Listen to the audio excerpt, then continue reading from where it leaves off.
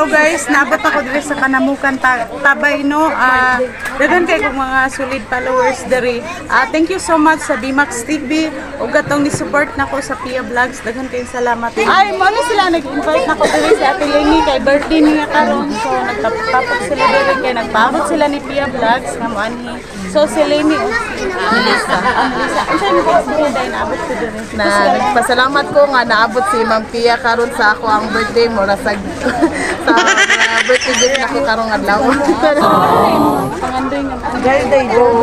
So guys, wala siyang higay sa iyang birthday no. So wala pa man sa income sa Pia Vlog. So wala pa sa niya higay. So next time na lang sunod to. Then thank you guys sa mga pag-invite dito niya.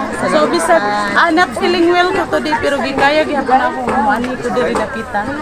Tungo, say kay istorya ni mo dai Melissa naabot ko diri. Sila guys mo ni sila nagpasalamat ko nga naabot si Ma'am Pia diri. Moro jud ang pangandoy nga makaari ra gid siya sa birthday sa akong maguwang. So unsa birthday niya unsa mo wish? Unsa mo ako nga tagaan siya og basko nga lawas bisag wala mi hikay. Mamo ala nga malipay siya nga naa ka ma'am. Si Bernie Mahilo ma'am. Asa mo gikandat ka? Sa Negros ang ako ang lugar niya. Iya diri ra sa Cebu. So sa may mong feelings siya nga sa inyong lugar? Malipay gid ko ma'am nga naabot ka diri ma'am kaysa kadaghan sa na mga vlogger nga kon ikaw pag una-una nga naka ari diri pod niya. Atal pag sa birthday sa kasawa.